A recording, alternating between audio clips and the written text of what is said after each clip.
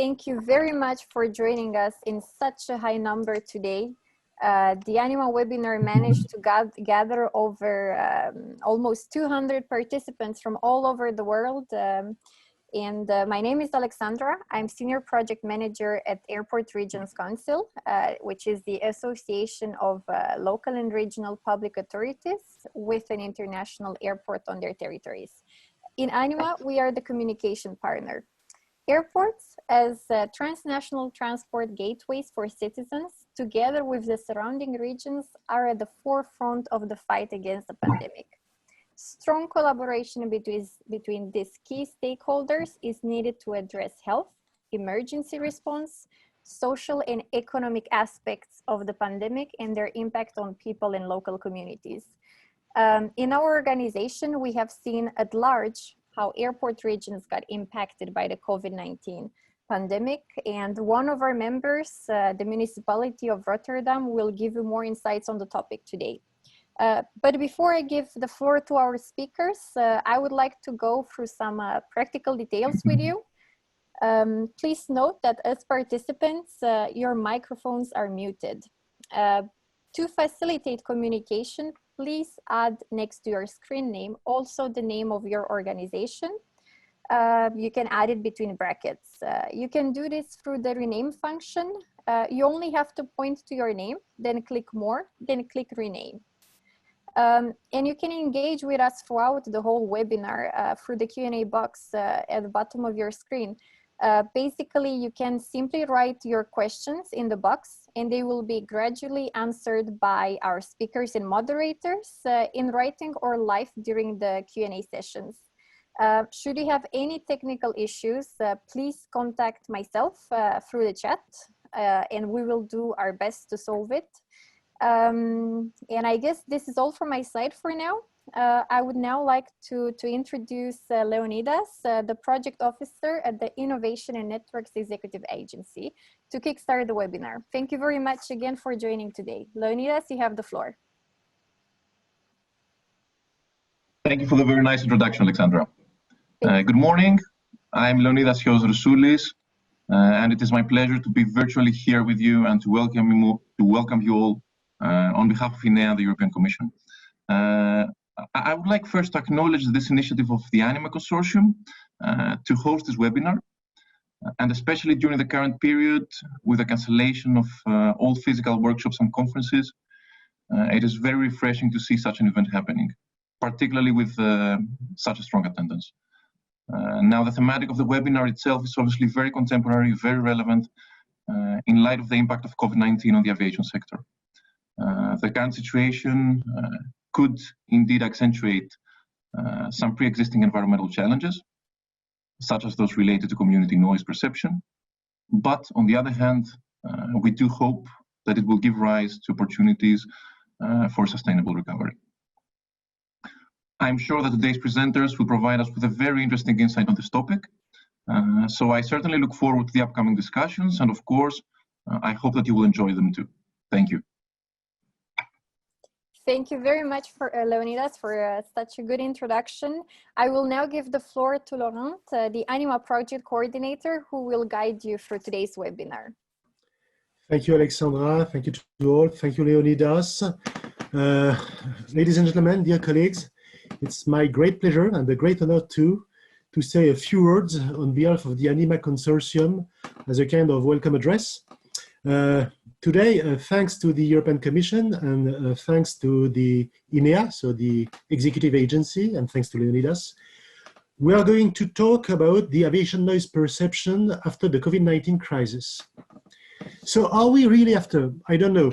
What I know, however, is that what we are all knowing, by the way, is that civil aviation is by nature one of the most globalized industry.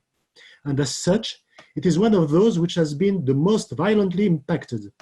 Some companies that were undoubtedly robust are now on the brink of defaulting and require governmental supports. And the member states of the EU, as well as the European Union itself, launched massive recovery support plan, amounting at all to hundreds of billion euros. And a substantial part of this support is directed toward aeronautics and air transport. This is not by chance. This is because our economies at large, our societies at large, are fully dependent on rapid, flexible, and affordable worldwide transport. Of course, this model is challenged now, and it has been challenged far before the COVID-19 crisis. The globalized model is rightfully considered as too voracious in non-renewable resources, unsustainable, and maybe also socially inequitable. In this regard, let me emphasize that the COVID-19 crisis is probably not a regrettable accident. It is subsequent to our globalized model. We had several previous weaker signals from the avian influenza in 2007 to the swine flu in 2009 to the quite unpronounceable Asia-Fla-like-Jokful volcanic eruption in 2010. And each time the crisis has been more impactful because our world has been more globalized. By contrast, I would like to recall that the first occurrence of the Ebola epidemics in 1976 remains strictly local because it occurred in a then remote place which were isolated in Sudan and Zaire. Yet, we probably don't know what will be the global impact of the COVID-19 and even less, its impact on air transport. That's why I'm very pleased to welcome David March from Eurocontrol, who is going to introduce us with some sound consideration and simulation about the various possible scenarios for the forthcoming air traffic. Let me now please say a few words about ANIMA. ANIMA is a project dedicated to aviation noise impact and to related annoyance. It is supported by the INEA. It gathers 22 partners from 11 European countries. It started in 2017 and will last 4 years with the initial objective to, that was what was written, developing new methodologies, approaches, and tools to manage and mitigate the impact of aviation noise, enhancing the capability to respond to the growing traffic demand. At the time being, traffic has collapsed. But for this very same reason, lessons learned from ANIMA may be considered as more relevant than ever. More relevant because we clearly need something else, something more than business as usual. So what are these major outcomes of ANIMA? On the one hand, we are developing tool sets endeavoring to complement the traditional noise metrics, which are widespread and useful for regulation purposes. And we complement them by some annoyance indicator, which would certainly be more useful to describe the discomfort felt by airport neighboring communities. That's really a challenging task. Because engineering metrics are so easy to measure, so easy to compare, so easy to use. But how to compare the difficulty of learning for some children? How to assess how far green space may compensate or not a loud environment? How to assess also or evaluate the judgment of lowering real estate prices or the anomalous rate of strokes? Many question marks remain. And for instance, we even don't know, even now, if there is any connection between the short-term annoyance and the long-term exhaustion. On the other hand, we are developing also in ANIMA a so-called best practice portal, which will provide to airport and authority some recipes on what to do, what for, and what to avoid. These recipes are grounded on comprehensive reviews of scientific literatures and on interviews, and they are being exemplified, which means that they are being tested and validated with and by airports. What are these core recipes? I wouldn't like to cannibalize the next intervention of Rolt Almos from NLR and of Professor Paul Hooper from MMU, who are both involved in ANIMA. But clearly, the central point is that words of communities must be heard. They must be at the core and at the root of any subsequent intervention. Top-down decisions are often ineffective because they bypass or they disregard the true concern of unheard average citizens. It is therefore needed to foster dialogue between all the stakeholders, from communities to airports, and that's why the next intervention of Dirk Breedveld, representative of the Rotterdam community, of Rolt van der Bolt from the Municipality of Rotterdam, and from Desiree Breedveld and Steven van der Kleech, representative of the Rotterdam Den Haag Airport, are so much expected and welcome. Dialogue is supposed to lead to some consensus and balance between various interests, and Rolt and Paul will certainly detail how to shape such dialogue in order to reach consensus that would be fair and acceptable to all. In this landscape, the COVID-19 crisis may be seen not only as a disaster, but also as a kind of opportunity. We may, if we want, and if we are courageous enough, collectively, reset and reshape the air transport system according to some new paradigm that would provide neighbors with some respite and at least with some consensus on the rationale on the modalities of air transport. Objectively speaking, compared to road, compared to railways, compared to building heatings, air transport is completely marginal in terms of environmental impact and even in terms of societal impact. And this is not my opinion. This is a key feature evidenced by the yearly European Environmental Report. So, the 2020 edition of this very same report highlights an aircraft on its cover. This is a clear illustration of the deep and unthought symbolic impact of air transport and of the subsequent high expectation of public opinion may have on it.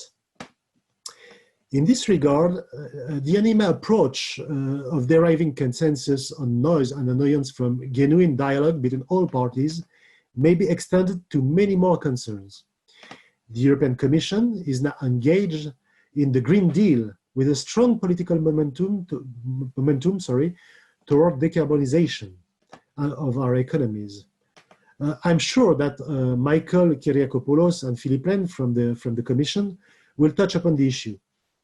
The ANIMA approach could certainly be derived for easing such a new world that will necessarily come whether we like it or not.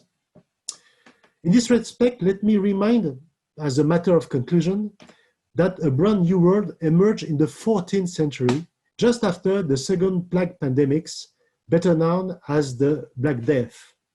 At this time, the peasantry was so deeply devastated that survivors enjoyed wider labor fields, more tools, and higher wages, eventually leading to the end of serfdom and to the beginning of the Renaissance. So we may lament of the COVID-19 crisis, but we must certainly also try to turn it into an opportunity. Thank you very much, and the floor is to the speakers for the core of this conference. Thank you. Thank you very much, Laurent. It's not always easy to summarize today's topic in such a short time, but you successfully did it. I would now like to go through the first panel about overview on previous, current, and future expectations. And I give the floor to David Marsh, Head of Business Intelligence and Statistics at Eurocontrol. Thank you very much, Alexandra.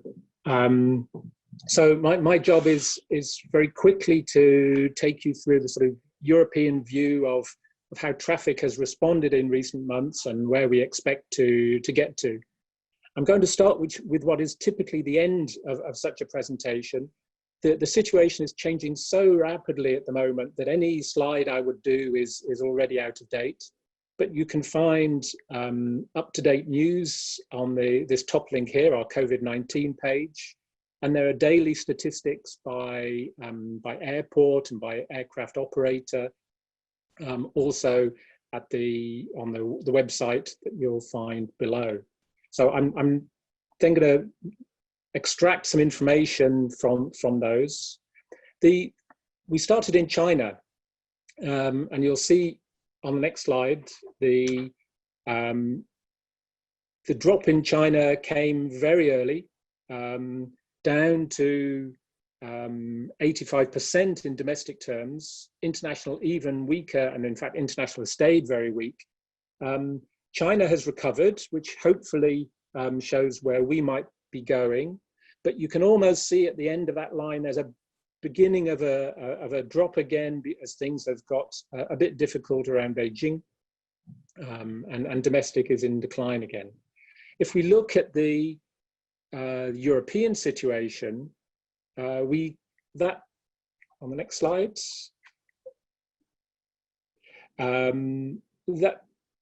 back one, please. That was a similar size of drop, but with about 1 month behind China.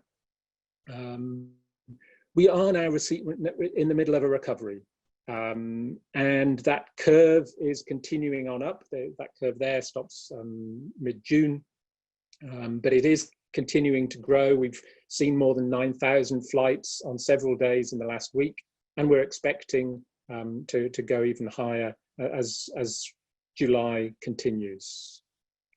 There was a big change in the patterns of traffic. On the next slide, if we look at if we compare some of the very short haul links that were typical a year ago, April 2019 on the left, and you then look and see which were the equivalent busiest links on the right, you can see the domestic traffic for a number of states was basically completely grounded. Norway stood out as having a continuing domestic connectivity, really due to its geographical situation. And I think that links the community and connectivity issues which ARC is so engaged with. On the next slide, we look at the individual market. We split the traffic into market segments, and you'll see that one of those, the all cargo segment, has basically not been affected. It's kept going at more or less the same level throughout the crisis, and that meant that its share peaked at 25% of flights, whereas usually it's about 3%. The other success story recently, on the previous slide, is the business aviation, and you'll see that has recovered faster. The blue line here is recovering much more quickly than some of the other segments, while charter is still on the down, but that's relative. The number of flights is increasing, but its share is dropping off, because really at this time of year, charter traffic would really be getting going as people begin to go off on early summer holidays, but that's not really happening to the extent that you might expect. In terms of cargo, we've certainly heard lots of stories about passenger flights being converted into cargo, and if we join those in with the typical all cargo flights, in fact there were times when almost 1 in 3 of all flights were flying cargo, whether dedicated cargo aircraft or passenger aircraft that had been converted. In terms of international and intercontinental flows, the pattern was a reduction across the board. But the one that held up best was traffic to Asia, and basically that was traffic to and from China, and a lot of that was cargo traffic, and you'll have seen the headlines of airlines pushing hard to bring back personal protective equipment and other medical supplies from China. Another theme that you might have heard at the time was repatriation flights, and we looked at there were perhaps 40 such flights a day in April, when it's during the peak, nearly 50 at times, as a number of airlines basically adapted and worked to bring people back to their home country. Now it's a smaller factor, but it's still there in the background. So that's what happened. If we look forwards, you know, everyone wants to know, well, where are we going to go from here? And there's a lot of different factors to bear in mind.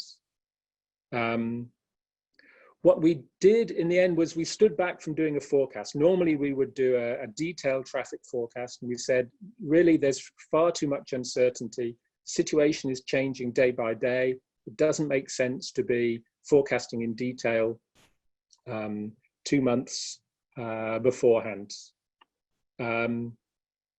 So instead, we came up with some scenarios. Yep, thank you. The next slide, please. And we identified 2 possible scenarios. One where there was a more coordinated set of measures, more standardized set of measures across Europe. And the other where the measures were less coordinated. And we spent quite some time calling airlines, talking to airlines, finding out from them what their plans were for the summer. And that seems to have been largely successful. The traffic is tracking more or less along the coordinated measures scenario. So I think we're going to end up around 78% when I get the final figures for June. I don't have those now. So we are on track to see some recovery over the summer, even if airlines have been adapting and changing every week. Where are we now? The recovery has continued. This graph is already out of date, as I say, so do go back to the website if you want the latest values, or look for us on Twitter, where you'll also see highlights. And we're expecting by mid-July, late July maybe, something like 13,000 flights per day, mostly intra-European.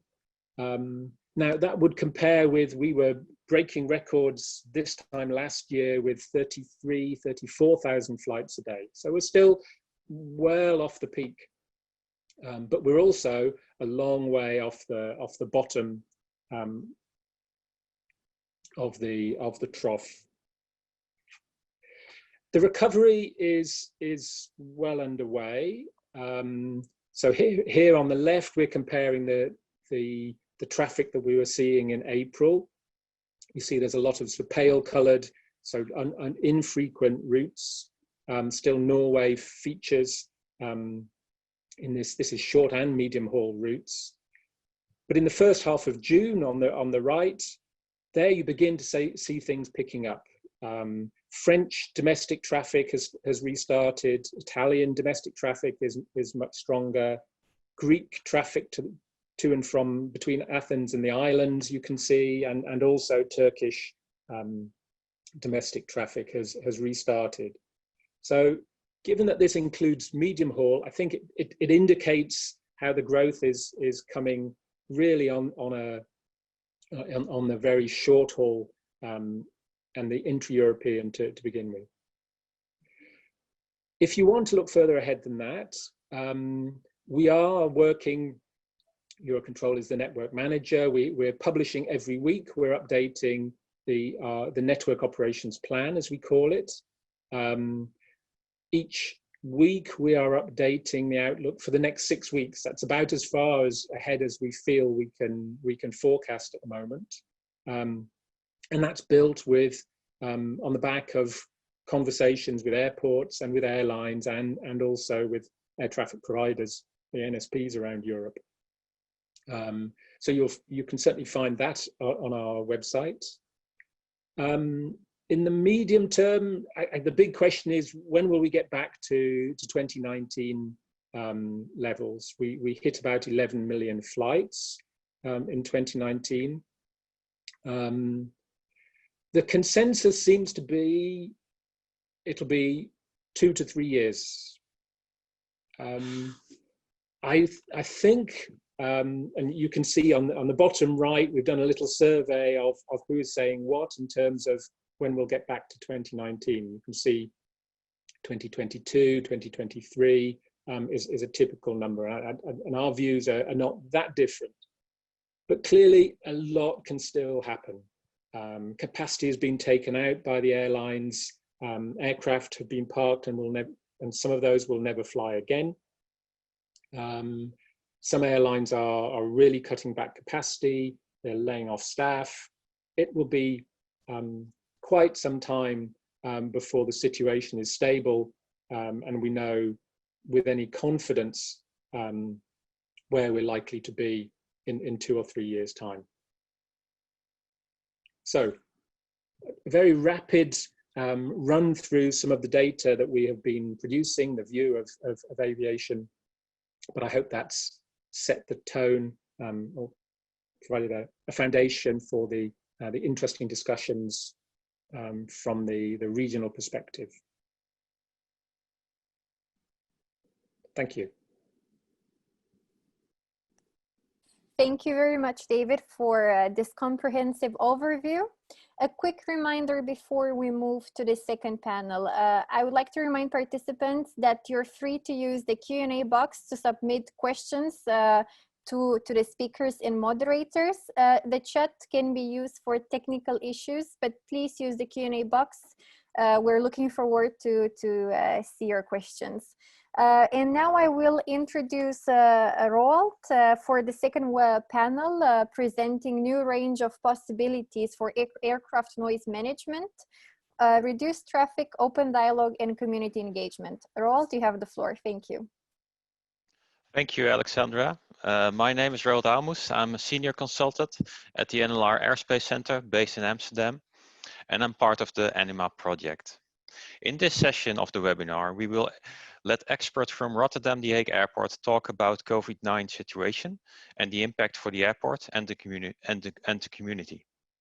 At the end of the session, we have a short Q&A session.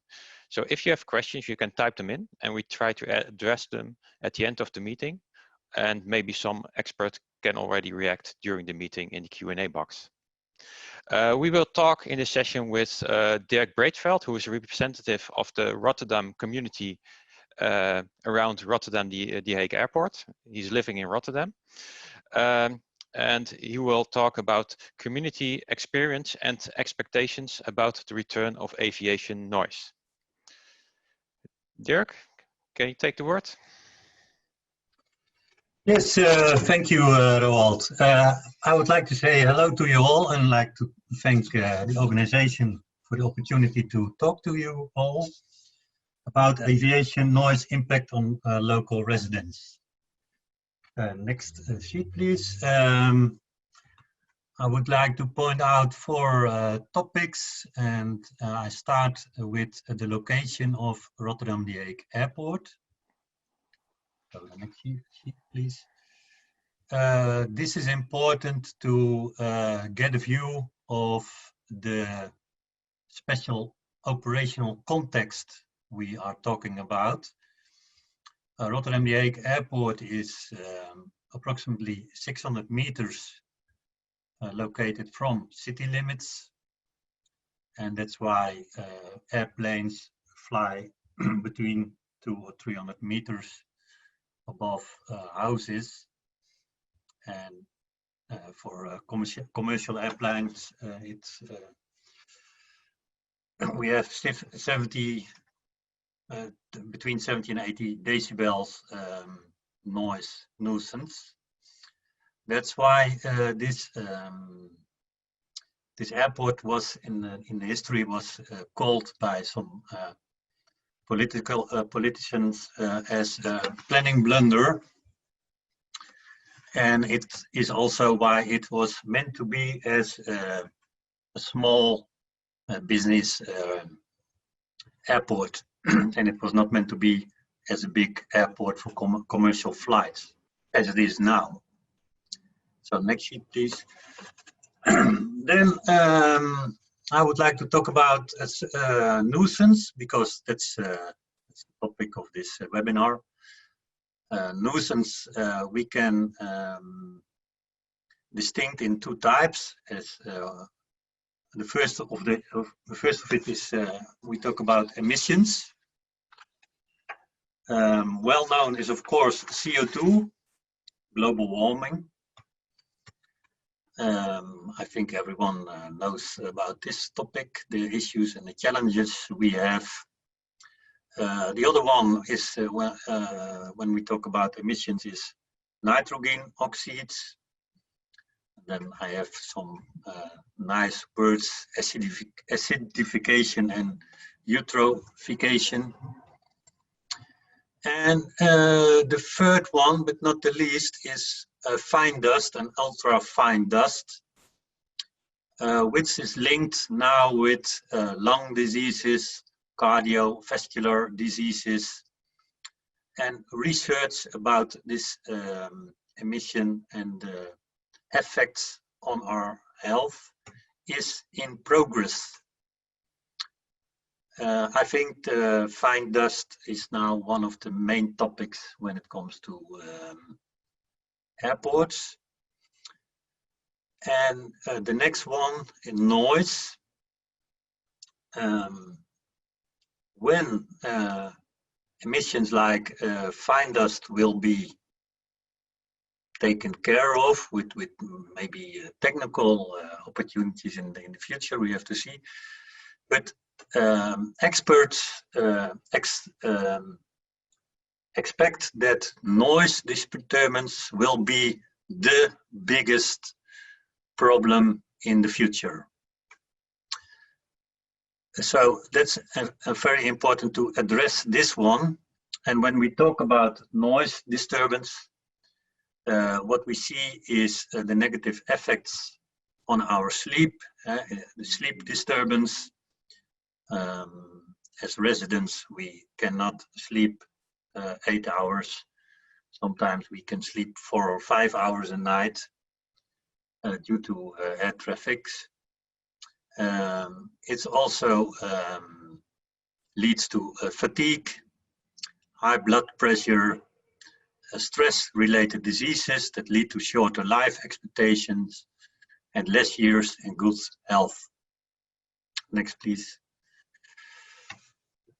The latest insights when it comes to noise is that when you are aware of nuisance, then you could say we have noise disturbance.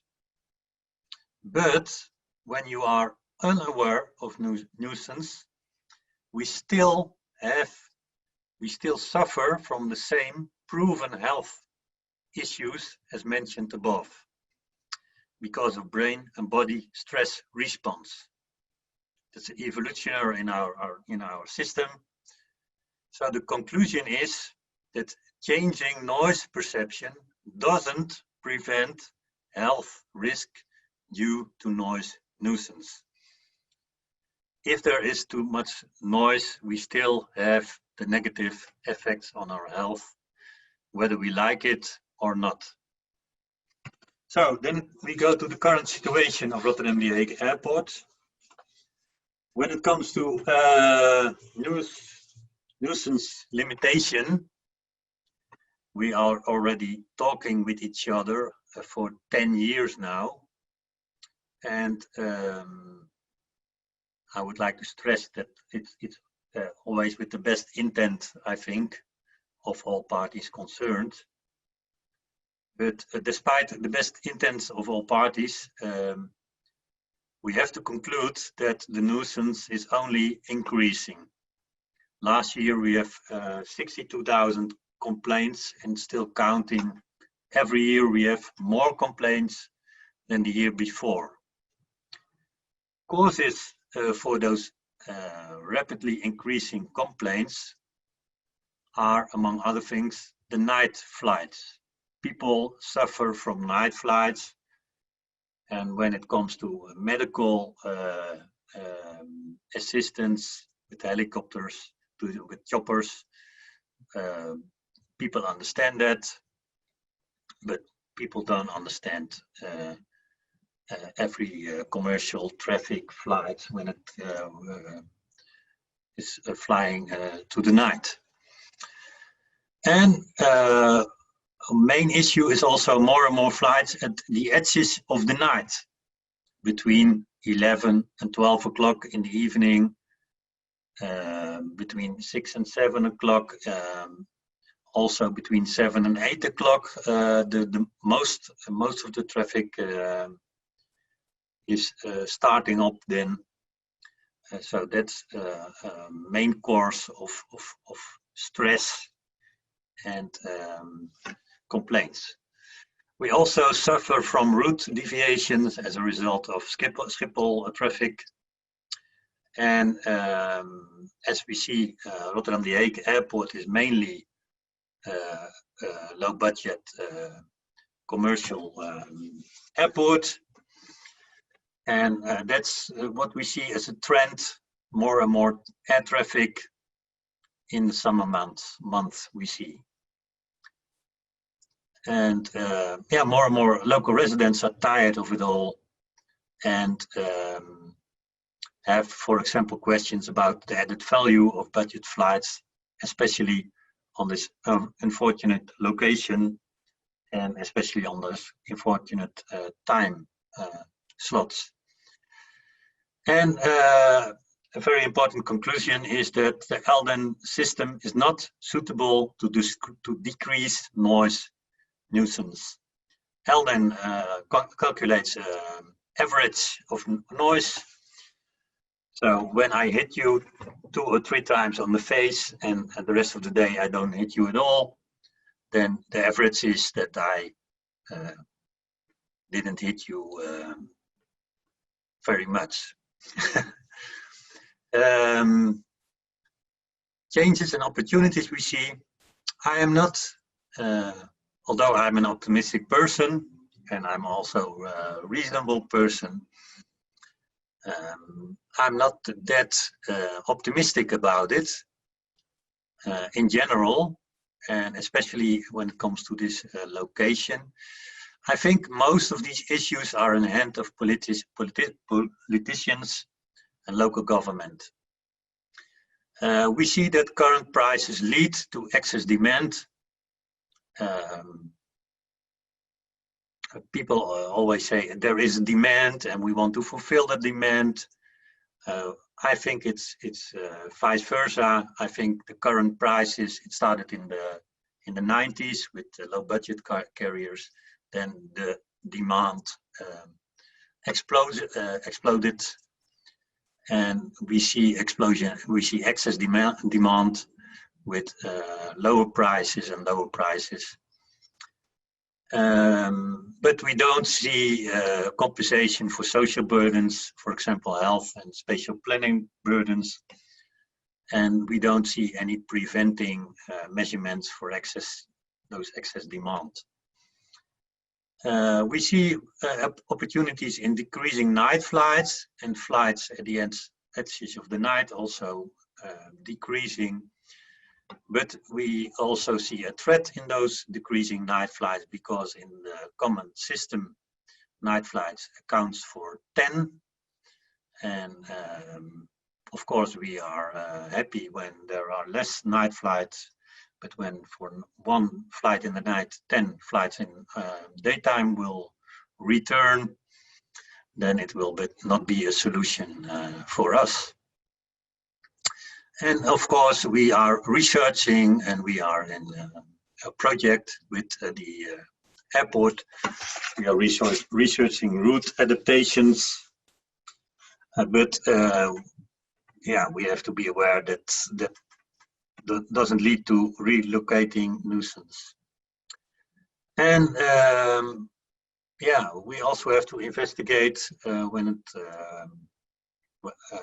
we think, for going back to basics with this airport on this location, as it was meant to be, business traffic and police and ambulance traffic. And we like to stress that we shouldn't expect too much from innovation. Of course, we have to innovate. Of course, we have to be open for new solutions. We are all open for that. But the growth in volume, the growth in airport traffic doesn't go at the same speed as innovations.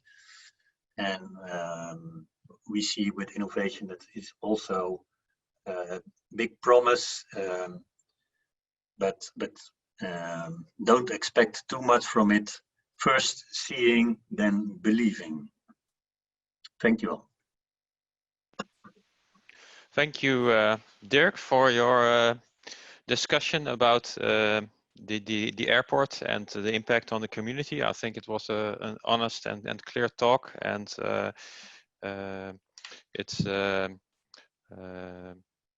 it shows the concerns that you have with the airport.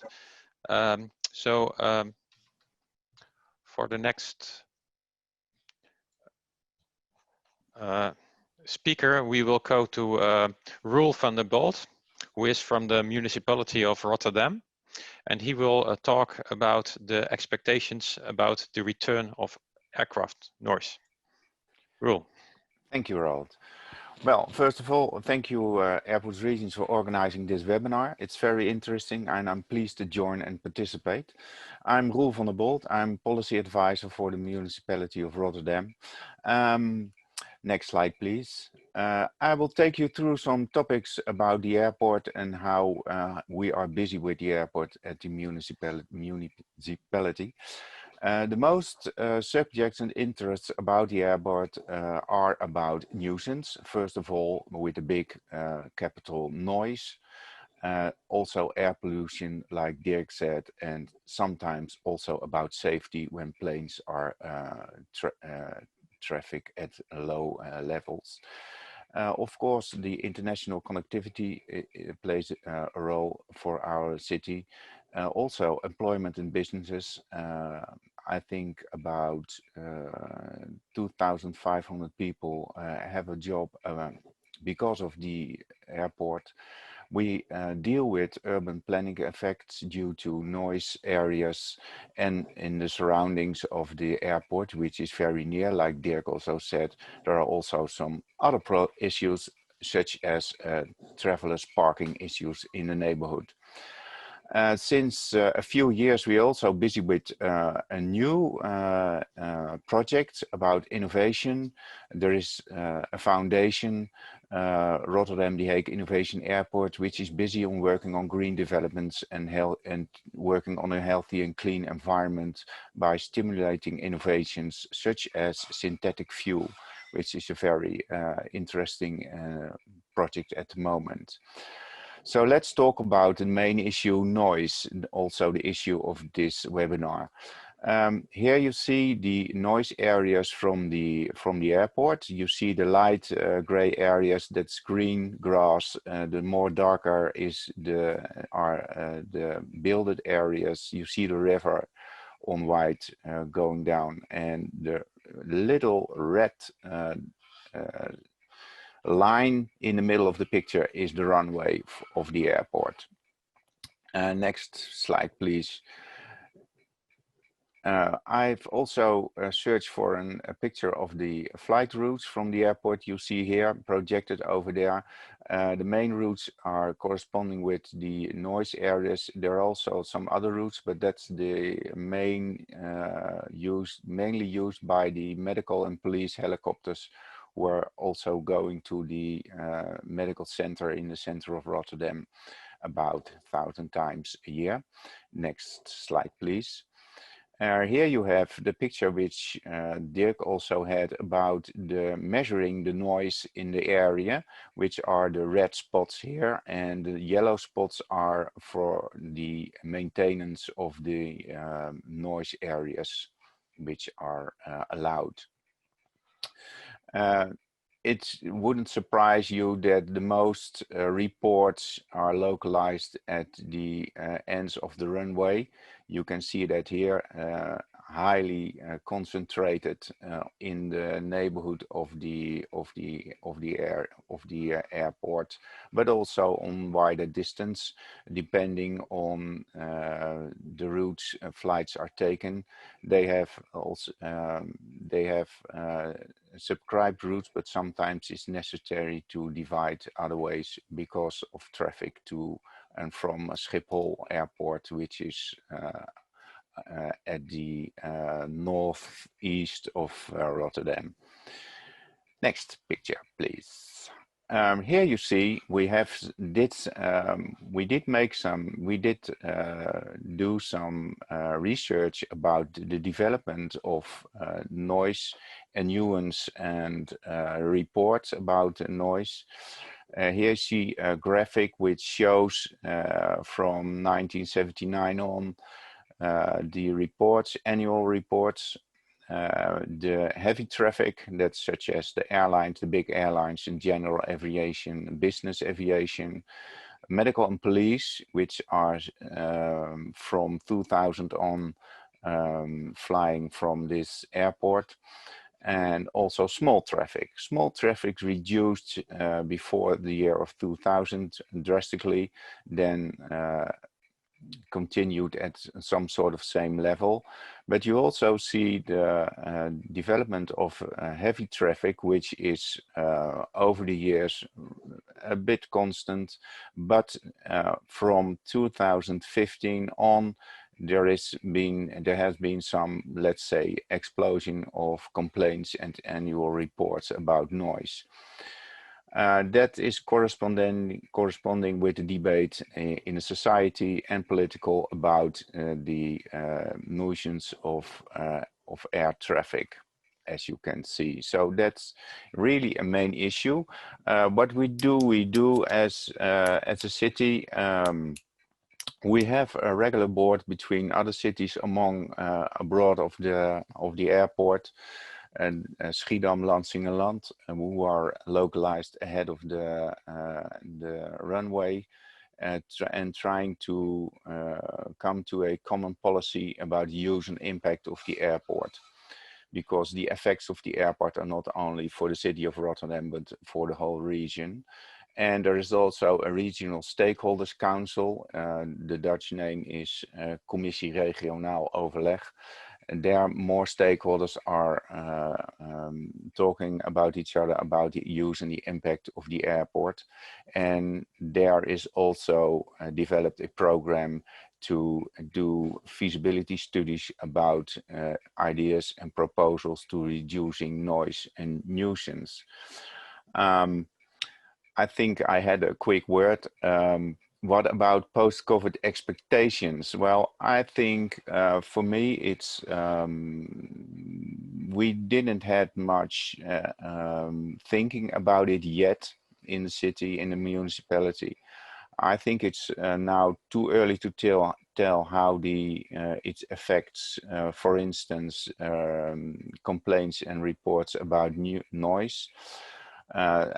I do get sometimes writing from a citizen who stress that he likes the silence. Now the flights are just reduced to 0. And we have some first reports about complaints about noise. And I've taken a look at the month of April, and where you see that the heavy traffic is reduced by 95%, and reports also are reduced by the same amount. But interesting is that the night traffic is reduced by 42%, but the complaints and reports are reduced by 88%. And also, I just show you the big increase of complaints, but for the first time, we see in the November through January less increase of complaints. Last year it was 200%, and now we have a decrease of 21%. So if you ask me what will happen, I don't know yet. Personally, I think it can't be ruled out that at one time, after 2 or 3 years, it would be also for complaining, and the noise and complaints would be back to business as usual. I don't know. That is what I would like you to tell about the role of the municipality and the effects of post-COVID expectations. Thank you. Thank you, Roel, for your nice presentation from the point of the municipality. It's interesting also to see your numbers. So we had heard from other airports some different numbers on the number of complaints during the Corona crisis, but Professor Paul Hooper will say something about that later on. Then I would like to continue with the people from the airport. Desiree Breedveld, who is commercial director of Rotterdam The Hague Airport, who by incident shares the same last name of the community representative Dirk Breedveld, but she is not family. I would like to point that out. And Steve van der Klei, who is also associated with Rotterdam The Hague Airport and is Director of Development and Capacity of the airport. And they will talk about the airport experience and expectations about the return of aviation noise after COVID-19. Desiree. Yeah, thank you very much, Roald, and good morning to all of you. Thank you for joining us this morning. In a short minute of time, I would like, first of all, to introduce Rotterdam The Hague Airport to you. Given the international amount of viewers and listeners, I can imagine that you are not fully aware of the exact locations of villages like Delfgauw, Blijswijk, Lansingerland, and Schiedam. So I would like to size you a little bit about what the airport we're talking about, and then later we'll go into the pattern of COVID-19 and the expected events that we will see after that. Let me underline, we are a regional airport. 75% of our passengers come from the region of the airport, or they have their final destination there. The Netherlands is a very, very small country, so some of the distances may really seem like total peanuts to the international viewers.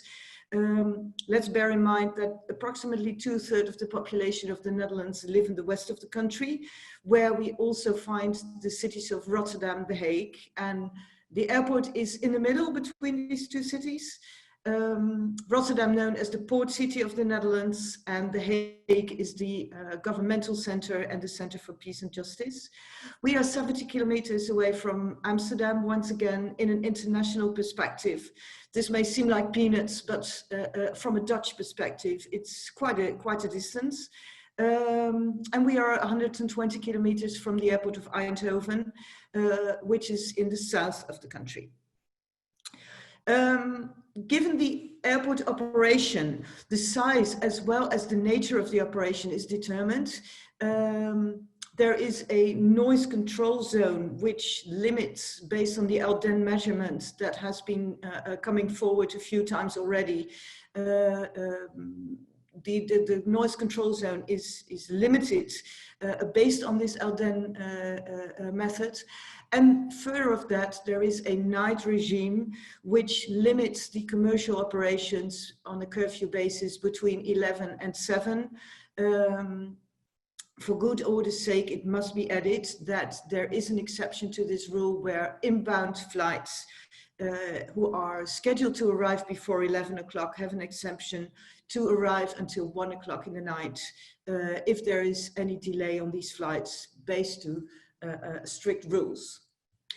The airport carries, sorry, just back to the last slide, please. Thank you very much. The airport carries approximately 2 million passengers on a yearly basis, whereas the number of flight movements has been stable for the past years.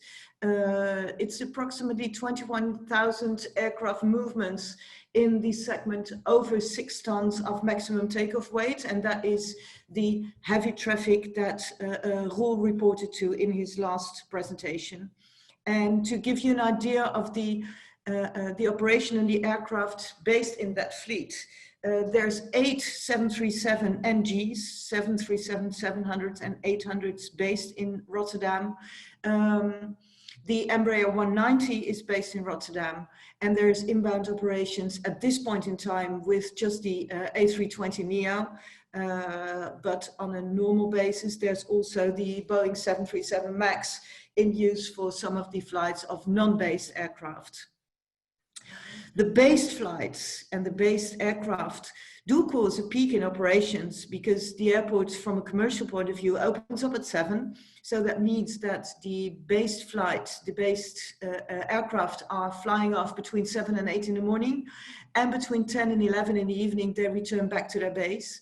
And like pointed out by previous speakers already as well, there is quite a distinction between the summer and the winter operation, caused by the fact that the base operation is a year-round city operation for business and city break purposes. And apart from that, in the summer period, there is obviously also holiday traffic, whereas holiday winter traffic is also there, but to a lesser extent than it is in the summer period, of course. In the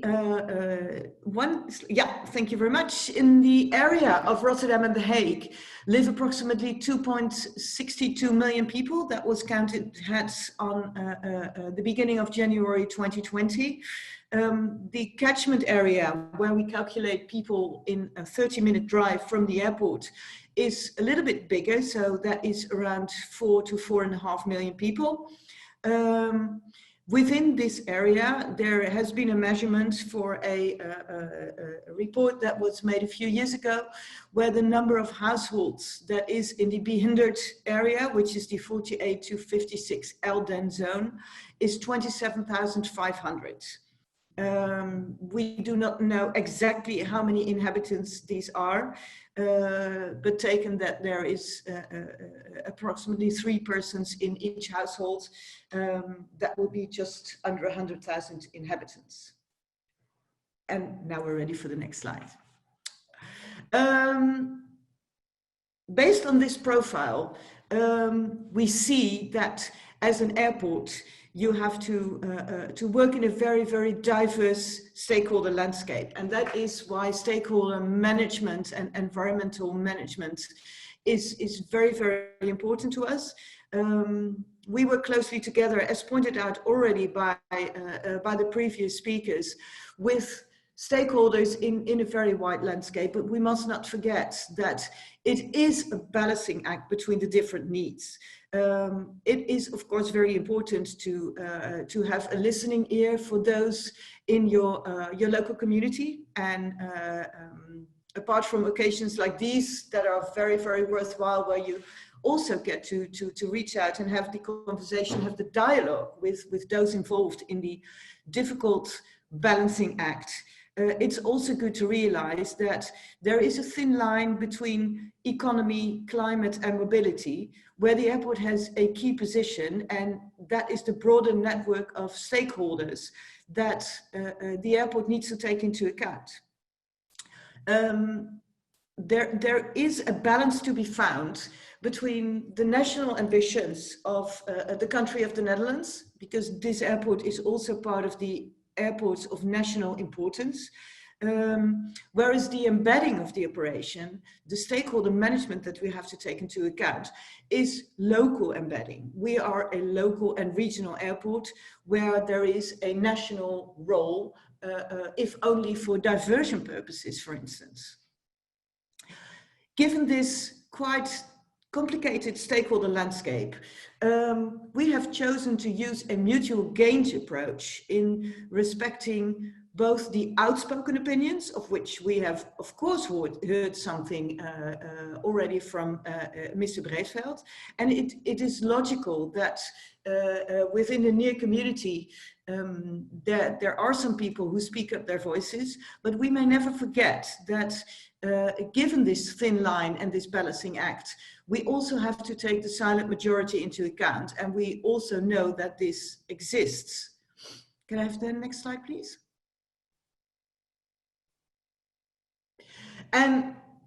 we have chosen to take this wide perspective into account.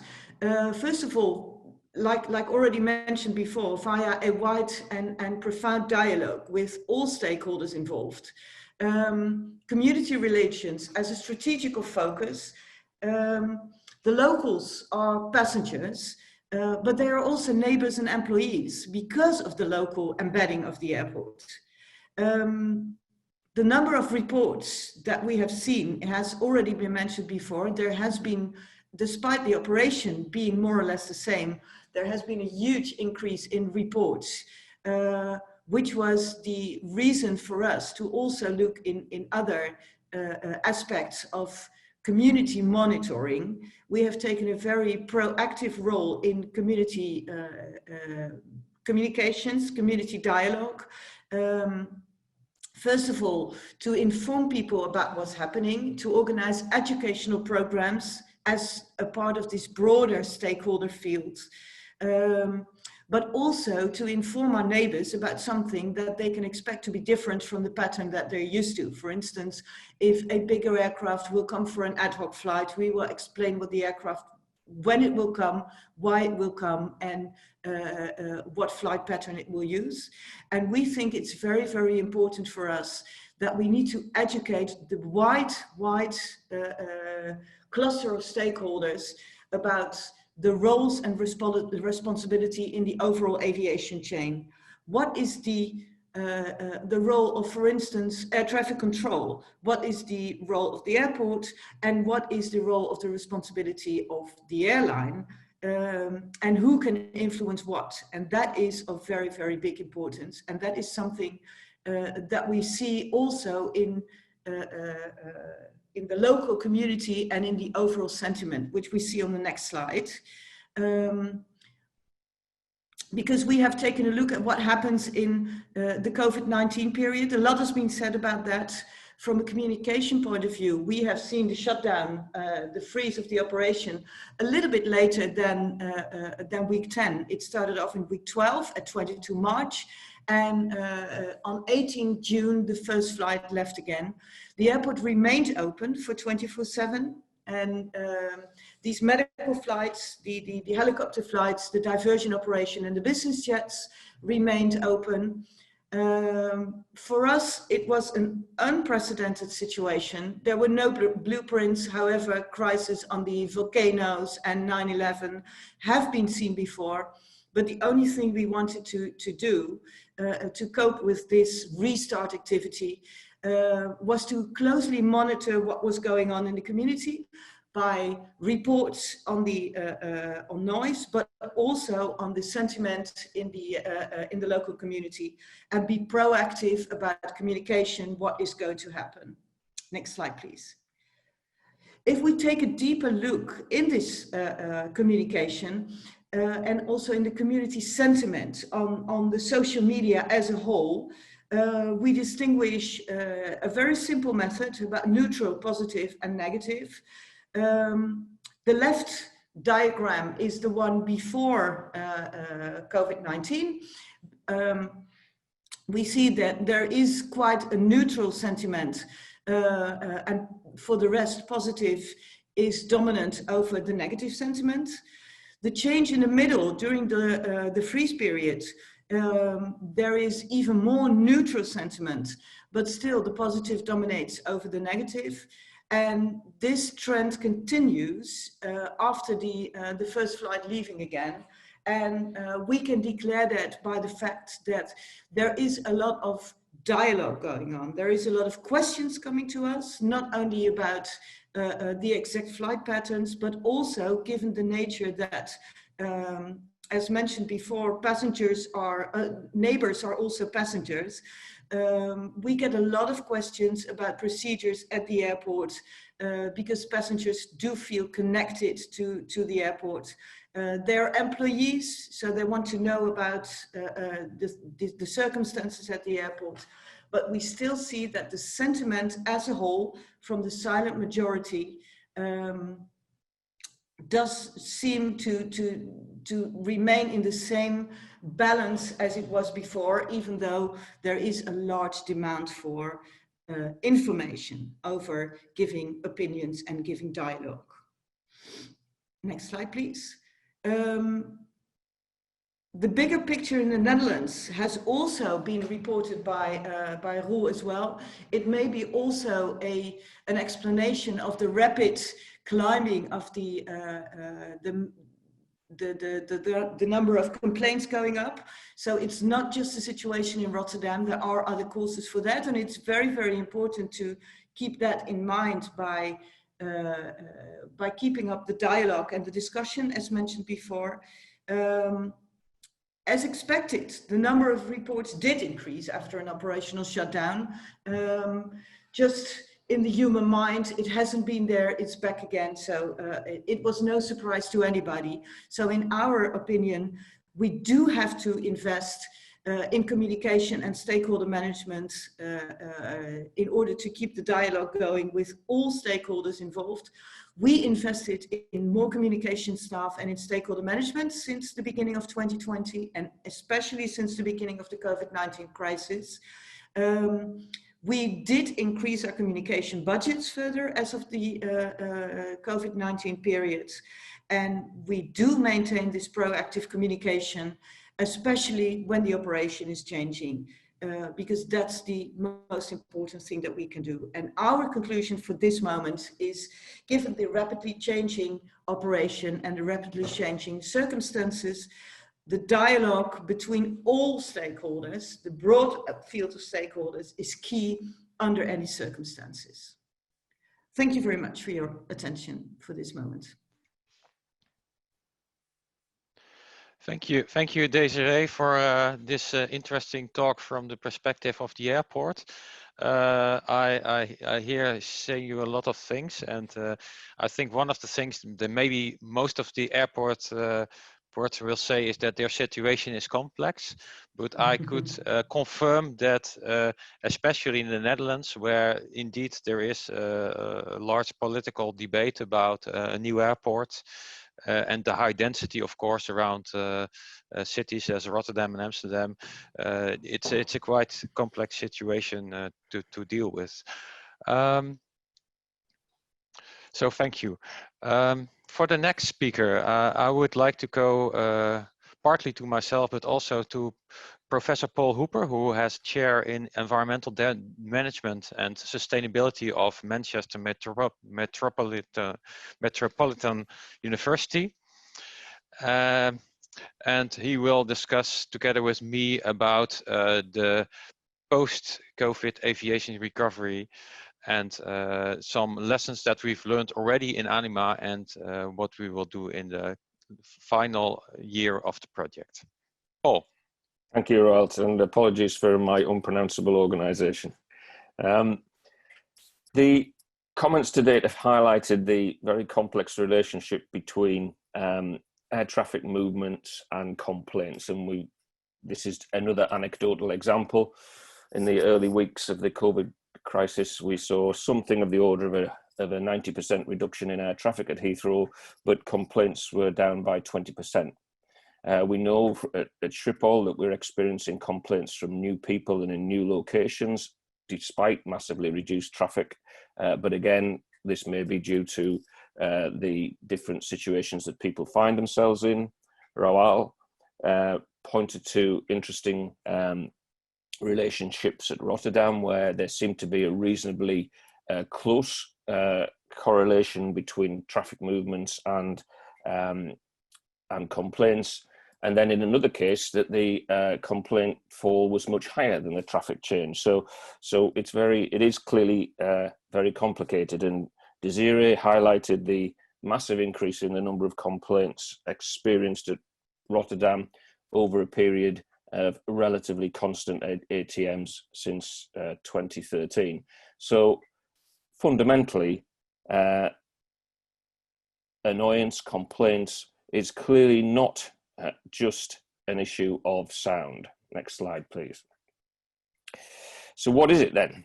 Well, if we look at annoyance, then we see that it is a combination of aspects.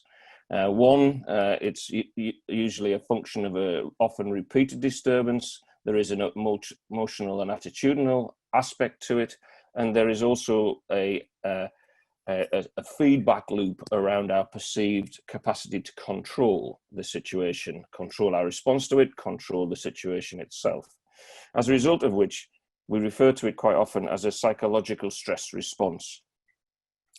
Next slide, please. So, where does this come from? What is it explained by? If we look at surveys, we can see that the contributions to expressed annoyance appear to be explained by about a third of the acoustic changes we can see.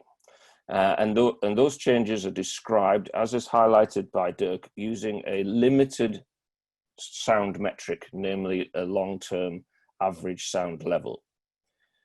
Another third appears to be a function of a suite of what are now being called non-acoustic factors, which relate to both personal and social factors and situational factors. And then probably another third is down to a bunch of things we're not entirely sure about, to be honest. And some of those probably do relate to a more sophisticated understanding of the sound and the noise that people are experiencing. So what do we do with that when armed with that information? Well, it seems to us a comprehensive approach to noise impact mitigation should seek to deal with both the acoustic, which must remain a key focus for us, the acoustic causes, and also the non-acoustic causes. So if we look at the non-acoustic causes or contributors to annoyance, we can see that in this scale, which is attempting to describe them in terms of their significance towards annoyance and their potential modifiability, that there may be a group of non-acoustic factors that are amenable to influence through measures which we would probably associate with communication and engagement, or better communication and engagement, certainly around perceptions of fairness and trust, attitudes towards airports, and so on.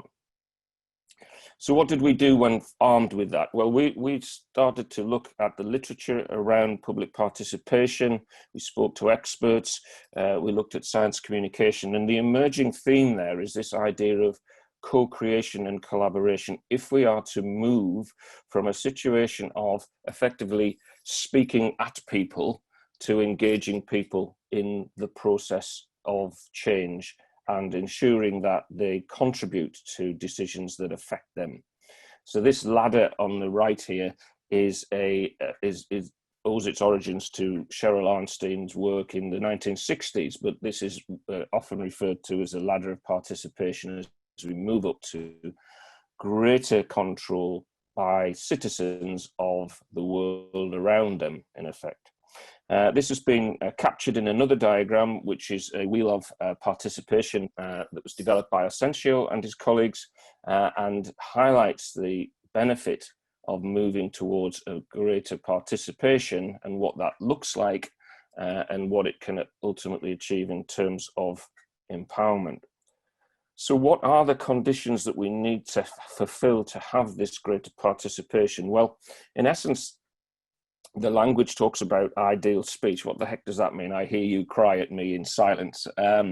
Well, ideal speech is about creating the conditions in which people can have a fair and open dialogue. So it's about creating processes that are fair, providing access to information, and allowing people to challenge information in an open and transparent environment. And if you do that, it's often best done with an independent input. It's also characterized by hierarchies being level. In other words, we all contribute to that as equals. But essentially, we must be speaking a common language. In essence, we must be comprehensible to each other. In other words, this issue of noise needs to be described in a way which resonates with people's experience. And we have certainly found that our conventional noise metrics often prevent that, and indeed cloak some of the changes behind the technical language, which can be alienating for some. So in effect, we're talking about aligning ourselves with this idea of public engagement, and this comes out of the science communication school of theory, and this is talking about appreciating and recognizing and embracing inputs from all participants, expert and non-expert, that there is a discussion, and that in that discussion there has to be a demonstration of empathy, and through that you get a leveling of hierarchies, and indeed you get ownership of the outcome. Okay, that's the theory. The reality is that it's not straightforward, and I think Desiree highlighted some of the actions that many airports are taking, and the fact is that there's a huge amount of effort out there. One of the concerns is that we probably are not extracting as much value from that as we could do, and a primary reason for that is the lack of a systematic evaluation of those experiences. So what might we expect them to achieve, and how might we track that? If we don't do that, of course, we're not going to learn from our mistakes, and indeed we're not going to build on successes. So what have we learned overall? Communication needs to be comprehensible for people to participate. It needs to be meaningful. If it's going to affect any of these non-acoustic factors, it has to be relating to issues that have significance to communities. If you're going to do that, our suggestion is that noise can't be treated in isolation. It has to be part of a wider discussion around the quality of life of residents. And indeed, Desiree pointed to such concerns around this idea of mutual gains. And of course, to do that requires a citizen-centric dialogue over the acceptability, in essence, of airport operation and development. And the outcome of that, ideally, will be that we can optimize societal outcomes. So what does this all mean for post-COVID recovery? Well, in essence, the question then is, to what extent can we engage in a dialogue with communities about what COVID recovery should look like? To what extent does the current relatively low levels of traffic offer opportunities for novel and approaches to noise management? And what is the trajectory of recovery that communities and nation states want to achieve? You know, there are some really fundamental questions that have been highlighted. Is the aspiration to return to 2019 levels with exactly the same procedures and management scenarios around them? Or can we engage in a debate around the value of what we get from the aviation industry, and indeed how we can optimize the benefits directed at local communities from the existence of an airport, and seek to work with them to drive down any disbenefits. So in essence, what we're talking about here is an approach to the balanced approach of noise management interventions that we have, that's been recognized for some years by describing this community engagement as a fifth pillar for noise management. Next slide, please. And indeed, we've been working with airports around some of these areas to understand the extent to which enhanced communication and engagement can contribute to, for example, the working through of new operational procedures. So at Heathrow, we're looking at respite, how to communicate that, how to understand its potential impact, understand what aspects of respite may or may not be valuable. In Rotterdam, we're working with the airport there to try and ensure that the dialogue with communities over a proposed new departure procedure is comprehensible and leads to an understanding of community responses. At Iași, in Romania, we're collaborating with local authorities and with communities to try and optimize land use planning to prevent encroachment. And at Ljubljana, we are seeking to work with stakeholders and communities to develop a complaints handling system that enables some transparency and accountability in the way in which complaints are managed. Roald is now going to talk about a couple of other examples from the ANIMA program. Yes, and I will try to keep it short because we're running a little bit out of time. So what our experience is that we talk about sound levels and the impact of the community. You don't really want to talk about the decibels. It's a logarithmic scale that not everybody understands, and a small value change on paper can have a large subjective impact. Instead, with a noise simulator, we can present actual sound levels and let people themselves experience different aircraft operations, such as optimized descent operations to reduce aircraft noise. In this way, together with people from the community, you can decide whether a change of procedure to reduce noise impact can be helpful for the community or not. What's important here is that you mutually agree to take certain steps or decide to take other measures instead, like more sound insulation. You can only spend your money once. And in ANIMA, we will also look at visual perceptions. So do aircraft in an urban environment have the same noise impact as in a green city park where you see it?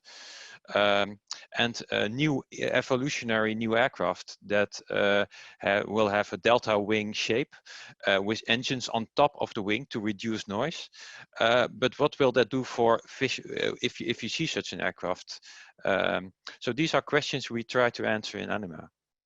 And then we will also address quality of life.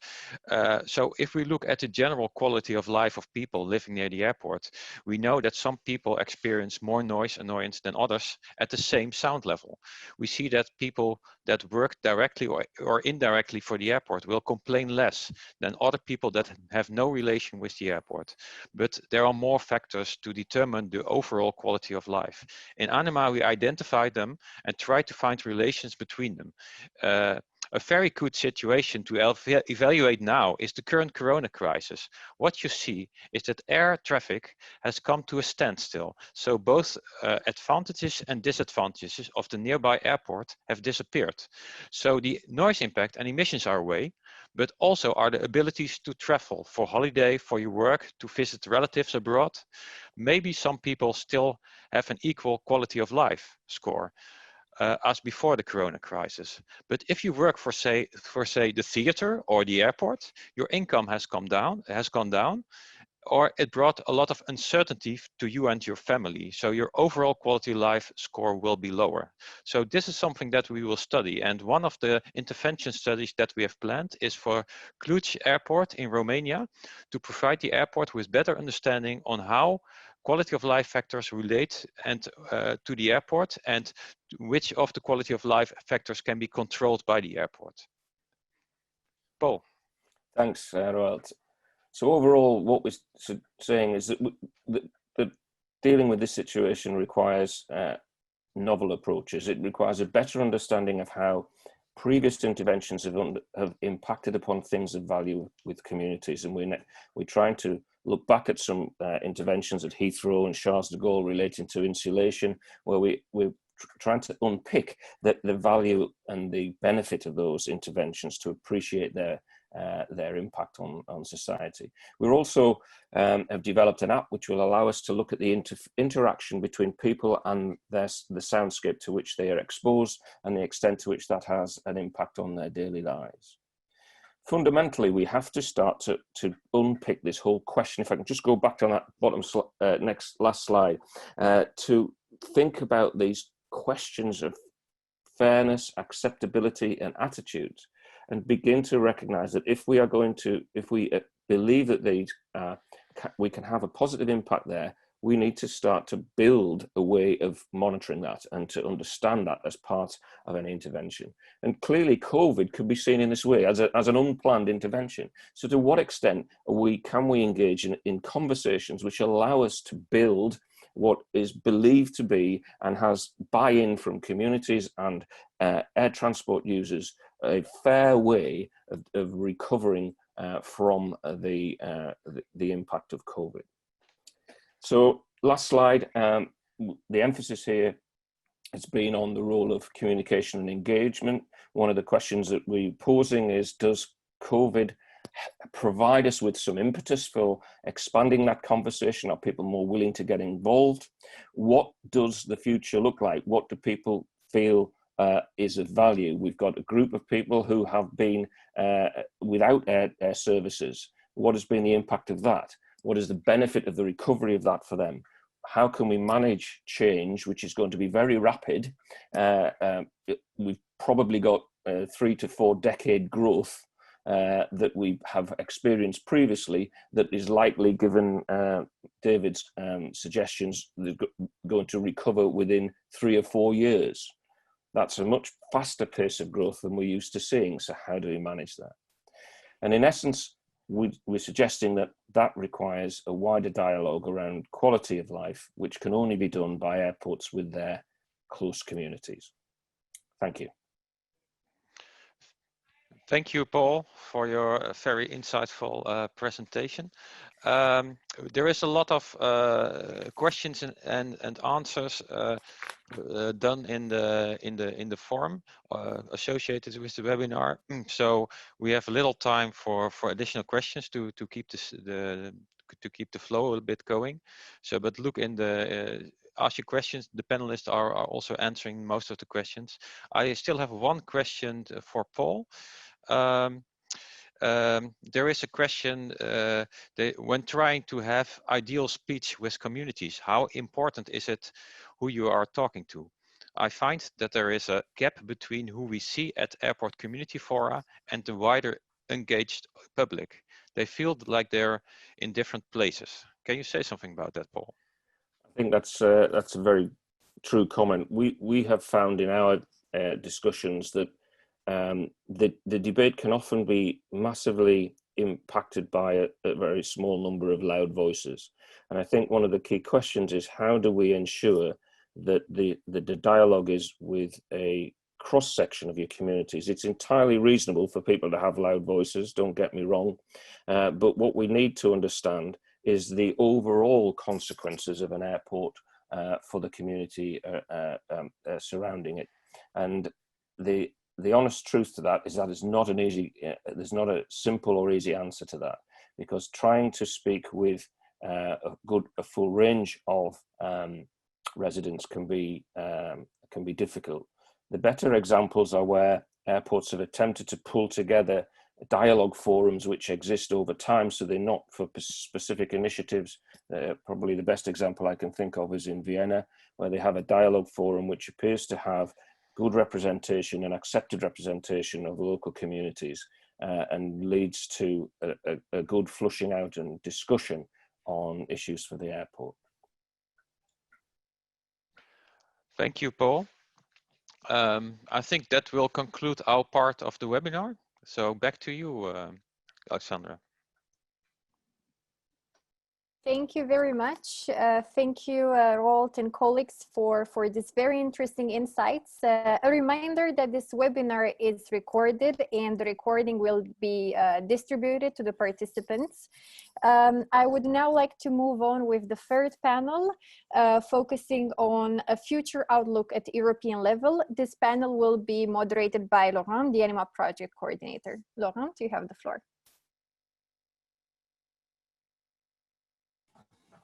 Yes. Are you hearing me?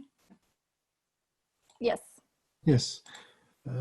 Sorry. Yes. Yes, it works. I was trying to reply to some question on the question and answer session. So for this last session, we have 2 speakers from the European Commission. Philippe Laine, who is from the DG Move, DG Transport. I don't know which is the good name now, or the appropriate name, because we are changing the organization with Horizon Europe. And Michael Kyriakopoulos from the DG Research also. And I think that in this order, I have to give the floor first maybe to Philippe and then to Michael. So Philippe, please, let's give us an overview from the DG Move. Thank you. Thanks a lot. Good morning, everyone. Thanks for the invitation. So DG Move is still DG Transport and Mobility. It has not changed. I've not been told that it would change in the future, but we are still called like that. So there was quite a lot of very, very interesting questions on the chat. It's unfortunate that we have to meet via Zoom, because I think a real interaction in a room would have been more interesting, but hopefully we'll be able to meet very soon. So from on our side, that has been a very, very hectic period, as you can imagine. And a lot of questions were raised on how do we have to anticipate and to perceive the impact of the crisis on the transport in terms of policy making for the climate and environmental action. And an easy solution would have had to take, okay, the current level of traffic and work on that, but it's absolutely not what we're going to do, because whatever the prospect and the anticipation of the recovery can be, we have to realize that the traffic might be back to the precedent level. The question is, what will be the time frame? And that I will certainly not make any consideration on that. If you want to have, you just open the television and there are millions and millions of people who are doing some very nice and interesting analysis. What is evident and that nobody knows is what will be the public behavior. So what will be the demand in the short and the medium term. Nobody can say it. So doing some analysis and prospect on how the traffic and how fast it will recover, I think it's very difficult. So on our side, we have decided to take the perspective that the traffic will be back. Therefore, we should absolutely not reduce the effort that we want to put on the aviation domain to fulfill the Green Deal commitment and the long-term strategy and environmental commitment until 2050. So we're going to keep working on the 4 main pillars that you see there on the picture. The first one is on the left, that's about the fuel. So this has an impact, maybe not on noise, but as hopefully will have an impact on local air quality. We will have, by the end of this year, a legislative proposal on the fuel mandate in order to develop as much as possible the framework and the policy framework so that the alternative, the SAF, sustainable alternative fuel, aviation fuel, will be able to take more and more a big place in the consumption of kerosene by the airline. That will have an impact on climate, on emission, on CO2 emission, but as well, as I said, on some of the components have an impact directly on the local air quality. The CORSIA, that's a big piece. So it's in line with the emission the trading scheme, the ETS in Europe. The CORSIA, that's to make it short, that's the international trading scheme, a bit in line with the ETS. We are now at a key moment where in 2021, as from January, the CORSIA will start its first phase with 86, 87 countries even that have joined the scheme, and the 27 European countries will join and apply this scheme. Single European sky. So since 2013, nothing really took place on that. I think the SOS now will be one of the key elements in order to mitigate and help mitigating climate action. And we will have as well a legislative proposal that will carry on, that will take stock of the 2013 proposal that was blocked since 2013. And we will start implementing a European sky with a certain percentage of reduction on climate impact. We can always debate on the percentage, but well, I'm convinced that there's a big part of it that is linked with the operation of the air traffic that is performed around the airport and at the airport. And the last pillar, the evolution of the research and the R&D, research and development in Clean Sky and CESAR. Clean Sky, I will let my colleague Michael explaining about it, and CESAR, which in my opinion will play a big role as well in the future. And I will explain on the next slide if you don't mind to move it. So the precedent slide, we're talking about the overall climate work that the Commission will still make in the next 5-year mandate. If we focus a bit more about noise and local air qualities, there will be a big package on airports. So airports will take a big focus under different perspectives. The first one will be electrification. So electrification has an impact as well on noise, because electrification, which means the supply of electric to replace, for example, the APU from the airline, that we have the AFID, so the Airport Infrastructure Directive, in which we are able to emit some minimum requirement for the airport to start developing all the electrical supply for the aircraft instead of sometimes diesel powered and very noisy APU or GPU, the ground power unit. An interesting point will be the follow-up of the application of the 598. So the regulation 598 is in place since 2016. We are now in 2020, and unfortunately, we haven't seen yet any application of it. So any application basically of the balance approach. There are multiple reasons about it. It's closely linked with the way member states are applying the noise directive. And until now, I think no one has been really in favor of reopening what could be a Pandora box. So I think my personal analysis for the time being is that it works quite okay, or the noise problem are managed on the way that it's quite okay at the moment. If we start applying this regulation, nobody knows really what could happen. So at the European level, we remain convinced that the instruments are well fitted. They are there. We ask the member state to efficiently use it. And we have now member states that are planning to use it in the next 2 or 3 years. We are in direct contact with them. So we will have a way to see if this 598 is really efficient and fit for purpose in the future. The fleet renewal, I saw there was a question on the chat. It's a very interesting debate, in fact, that we have been analyzing in the past months, 1.5 months for the COVID crisis. The fleet renewal could have an impact on climate impact and noise. Certainly, when we had, it has been anticipated, and the fleet renewal has been anticipated in the calculation when we look about reduction of CO2 emission. And we were a bit afraid that this crisis, looking at the way the airlines are taking the hit of the COVID crisis, we were a bit afraid that the plan about the fleet renewal would be totally annihilated. It's a bit early to say it, but we have seen that airlines are still as well keeping a long-term strategy and a long-term vision on that.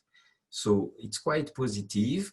On one way, airlines are maintaining their fleet renewal, having access to financing as they would have done it in normal circumstances. And on the other way, some national plan that, notably in France, for instance, will help possibly airlines to keep and maintain their order. So we hope that the impact, the climate impact, including local noise and local air quality, will not be reduced so drastically, and even the removal of some of the very old, not old aircraft, but not efficient aircraft, such as the Airbus 380, has already taken place. And the last pillar, César, and I will add in there Eurocontrol. So concretely, if we look at what we could do for the noise and local air quality, and if you look at the 4 pillars of the balance approach, there are 3 that are very long-term or will not move so easily. The land use planning, it's a total regional and political problem in which we in the Commission have no way to influence it. The technology and the evolution of the engine, it's a long-term one with a lot of trade-off. You will not see until 2035 rapid evolutions. Operating restriction, that's part of the application of the 598, and it remains still the last pillar of that we are recommending to use. So if you look at it, there is one where at short and medium term, I'm personally convinced we can still do a lot. It's on the way we manage air traffic management. I'm talking about dissemination of trajectory, about precision approach, etc. And I include as well in there the way we operate at airports. And in there, first of all, Eurocontrol has been doing very much in the past and will still do a lot in the future. And CESAR has quite a lot of potential in industrializing projects that are there and needs to be taken forward now in the short term. Why I do believe this is efficient? Because it does not mean any policy making, it's there, it's purely operation, so this can become a European initiative. And the result, if we are able to correctly monitor that, see the impact, that's something that can, I believe, deliver rapidly and have an impact really on the noise and local air quality. So on this area, I hope that already in 2020 and certainly 2021, we will see more action on this area. Voilà, that's all for me, and I'll be happy to answer any question, of course. Thank you so much, Philippe. It was quite interesting, and you sum up quite efficiently the 3 or 4 way to reduce noise you are envisaging, clearly showing which one seems more promising to you.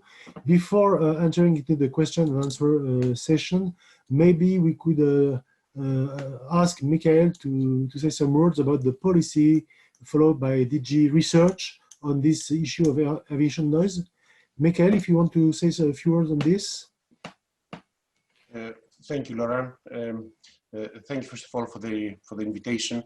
Thank you to Leonidas and the ARC team.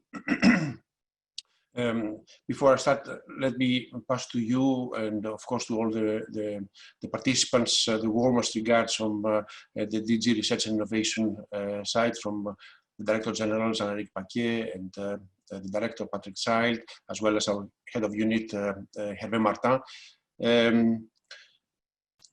This post-COVID, the research innovation and the post-COVID response is part of the European Commission, response. Of course, as you know, it's much wider than air transport, it's much wider than noise, it's much wider than aviation. I will just briefly put in perspective this 2.4 trillion recovery plan for Europe goes towards repairing and preparing for the next generation, reinforcing, of course, public health sectors and managing socioeconomic impact in the European Union, and aims also to support member states to emerge stronger from the crisis. From the research point of view, you were all well aware that the first priority was not noise, was not air transport. It was about diagnostics, treatments, vaccines, all related to the causes and possible remedies of this crisis. However, I have to say that in the next phase, we are working closer together, and I'm saying we, and not only the Commission services, DG RTD, DG Move, Environment, Klima, just to name a few, but also we, I mean, AREA, which is led, of course, by the efforts of ONERA, DLR, NLR, as well as the European industry, in particular also airlines. In this case, I want to mention the major efforts done and the contribution from KLM Air France, as well as other smaller ones. So we are planning, of course, within the remainder of Horizon 2020, as well as in the preparatory framework of Horizon Europe, lots of actions, research and innovation actions towards all threats of aviation. So in this, of course, it's not only, again, COVID, but cybersecurity, extreme weather events, so all sorts of actions, as well as communicable diseases for transport and air transport. So in the next phase, we're going to also focus there. For all our viewers and participants in this webinar, what I would like to say is, if you go to the European Commission website and if you go to the recovery plan, you're going to find all the links, especially if you follow the link for research and innovation, you're going to find the so-called ERA, the European Research Area COVID platform. which is a showcase of hundreds of projects being funded, running, or finished, with results on COVID response. So this is just for an introduction, Laurent, that we are doing the preparatory work for aviation, including, of course, noise and air pollutions, just like Philippe said just earlier. But from the research innovation point of view, the first wave, the first phase was mainly towards health-related research. Back to you, Laurent. Thank you, Michael. I didn't catch your last word. The first priority is about which kind of research you said? Health-related, health. Oh, okay, thank you. Health-related. Those that are related to diagnostics, treatments, vaccines, and so later on, in the second phase, we also will also do focus on research related to the impact of COVID on transport and other areas of life. Okay, thank you. So we have time for, let's say, more or less 10-12 minutes of question. I remind to the audience that they can raise their question by the question and answer box. Sorry. I have a few questions from the floor. A few questions. For instance, there is a point which has been raised, I guess, and that's maybe a question for you, Michael. Let me check this question. I don't find back the name, but some people are wondering if there is no contradiction between the will to decrease the noise and the pollution. Do you think that, globally speaking, these two concerns are contradictory, or that they could go along one with the other, especially in the perspective of the forthcoming hydrogen aircraft? Could you say a few words about this? Yes, thank you, Laurent. Let's say in aviation research, we usually tend to, like very much, of course, we tend to use the ICAO terminology with basket of measures. So there is no single solution that will address the climate neutrality, noise, and local air pollution. So as we know, it's a combination of measures, technological, operational, fuels, and market-based measures.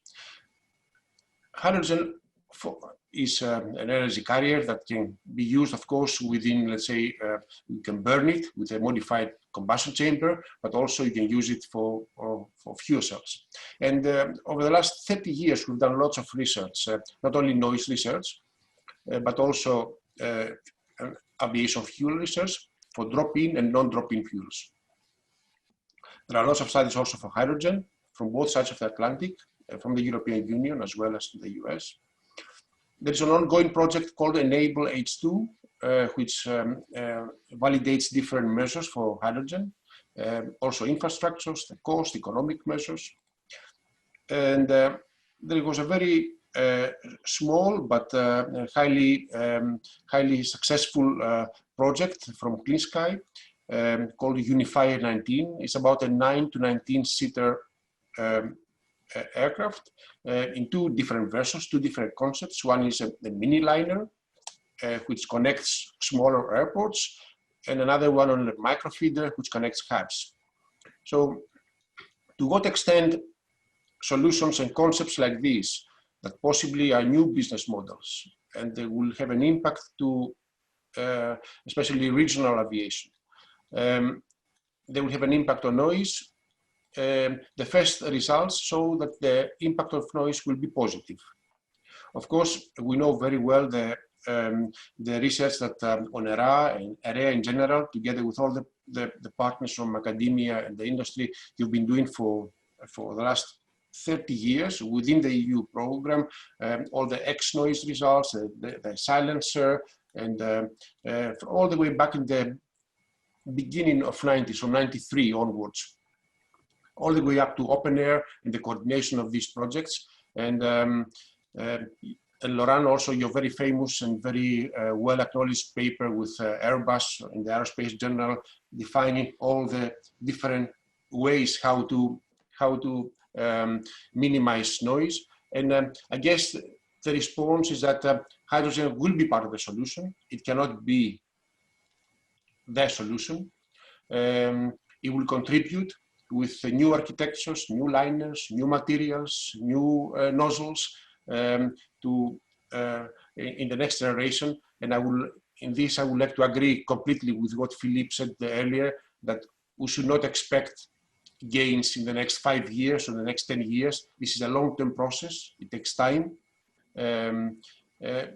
But it is considered an option, and we're working, all of us, towards this end. Of course, I have to say that in the case of hydrogen, infrastructure costs are extremely important. First studies,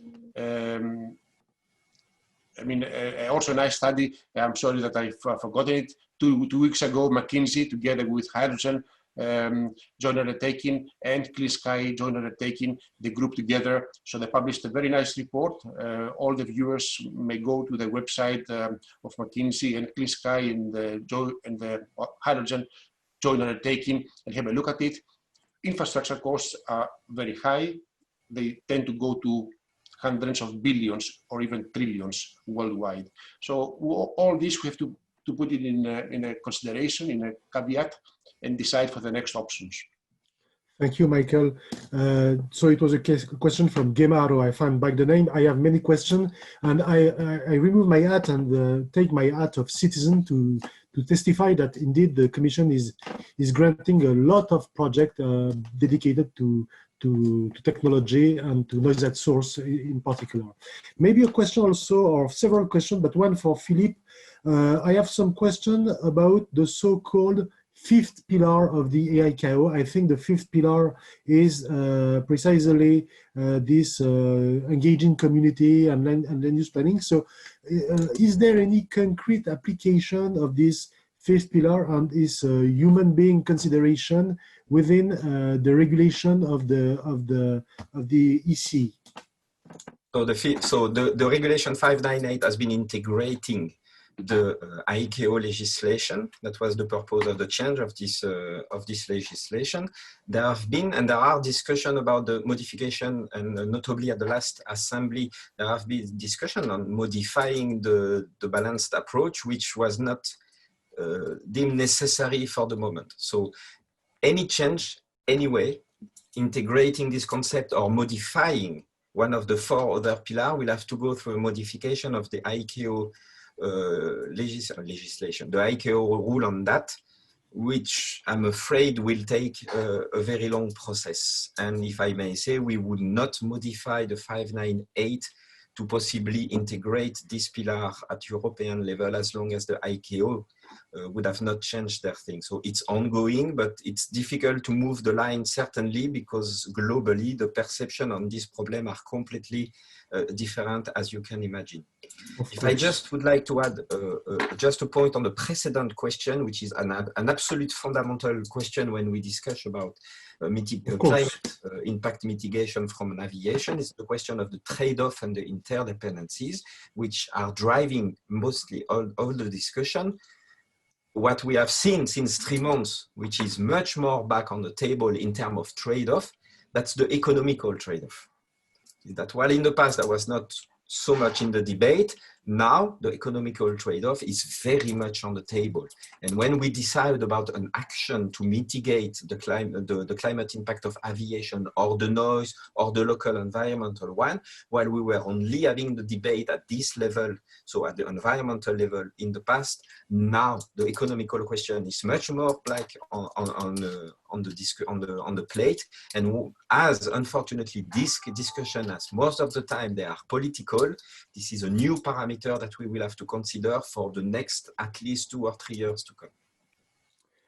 Thank you for this specification on that point. I have a couple of questions for both of you, maybe more for Philippe, but I don't know. Some people are highlighting the fact that, for instance, Heathrow a large majority of people are looking for respite. And that's true that they are lacking more and more respite. They are enduring so much night every time that this is a problem. And there is another related point from David Coney from Australia, who asked if the flight scam, so the flight shame movement, is still active in Europe with this COVID crisis. So I don't know if the question is ironical or not, but do you think that people are now happy with the respite they had, or are they asking for more respite? Do you have some clue or some inquiries on this? Well, it's very complex. So the respite, which in fact we are talking about dissemination of the traffic flow during the day and possibly during the night, is one of the solutions. However, I don't think we can implement that as the solution from each airport. When we discuss about this subject, and you know it much better than I, each airport has its own particularities. Each citizen and community of residents, they have their own particularities, their own culture. So one solution does not fit all. It's part of the solution that we can implement, but to say that this will be perfect for all the airport, we can't say that. So we will have to accommodate and work airport by airport, depending on the particularities of each communities and each airport activity, which is as well one important side. Now, about the flight scam, there I will try not to mix my personal feeling with the one of the policy officer. I'm not sure the flight scam has been a European movement. It has been coming from one of the Nordic countries. It's very much linked as well with a cultural perspective. That's something serious that we should not neglect, because it's one of the signals demonstrating that we have to do something for the climate fight. If we realize as well that one of the main carriers of this idea was Greta Thunberg, that has been quite absent of any media at the moment. So at the European level, do we feel much more the flight scam? No, we don't feel it. Let's not forget as well that the flight scam and all this history and this campaign against aviation has come a year ago under a very particular context, which was the context of the European election. And since then, naturally, now that everyone has been elected, the European policy, because we do not work by wave, as I said, we do a long term. We are very careful about this signal and we are taking them very seriously. I'm not sure this is a complete European ideology. Thank you. I don't know, Alexandra, if I have time for a last question. Maybe it's too late, I don't know. We still have time. Okay, so maybe another question. I don't have any new question from the panel, but I mean from the floor, but maybe a question of mine. You rightfully mentioned the fact that the trade-off is not only environmental trade-off between emission and noise, but it is also an economic trade-off.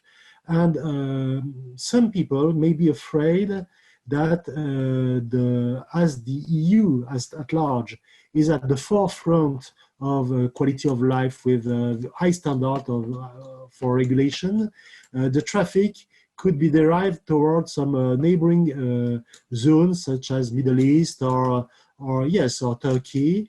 Don't you think that, or that's a question, don't you think that if we are too stringent on environment, it could be detrimental for our economy? Michael, would you like to respond that? No, I mean, we could do a complete day dissertation about that. This is as well a trade-off that we are facing in the Commission.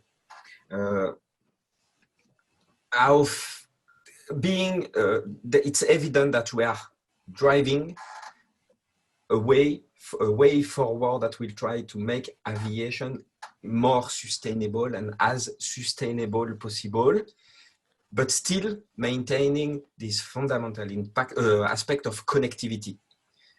Connectivity is a great key. I don't think anyone can contest that.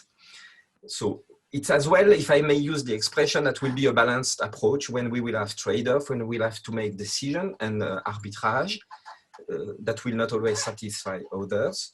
The balance between as well the Euro, that's very important, what the European level can do, and the balance between the national and the regional action will be extremely important.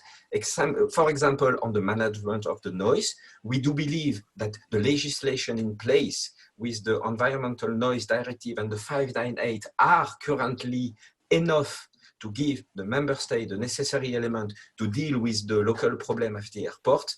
Now the responsibility is as well down to the national government to take the problem with hand, identify problem and look for the solution using this European framework. So let's not forget the shift in responsibility between what Europe can do and what the national level can do.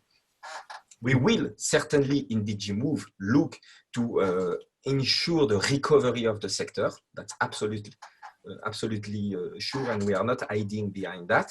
Doing it into, as I said, what we can do more sustainable way. Short-term, long-term action, we can split between the two, but I think it's the balance between the two. Multimodality, for example, is another aspect. I thought there was a question precedently in the chat about transfer and traffic to the rail domain. That's something absolutely we are looking at. Let's not forget that it's the year of the railway as well, so there are opportunities to do it, but that's as well a trade-off. I mean, when you have existing railway and high-speed train, first of all, we have to look at the credible offer between the two so that the shift from the consumers go from aviation to rail, possibly on distance less than 1,000 kilometers, because that's the only credible way where you can shift. But you have to do on the sustainable way. So when the offer is there, affordable and credible, fine, we can look to incentivize the shift. Where you don't have any speed rail and people wish to build a speed rail, well, this has a huge and long-term environmental cost, and I'm not sure that rail transport do not have any noise problem. I'm afraid that's not the case. They as well have their noise problem. So if it's to transfer the problem from one side to the other one, I'm not sure this is a solution. Laurent, I can briefly give Of course. Very, very short, let's say, kind of from the research perspective. We believe that from the research innovation point of view, it was the success of the European Union for aviation is a kind of an ecosystem approach.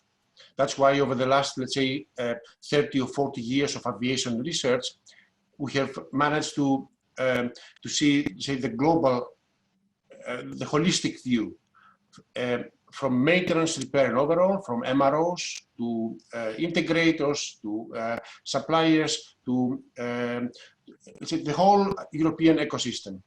Not needless to say, from fundamental research in the fields of aerodynamics, acoustics, and all related, where, of course, the research establishments on RADLR and LR and the rest are at the leading edge in the world.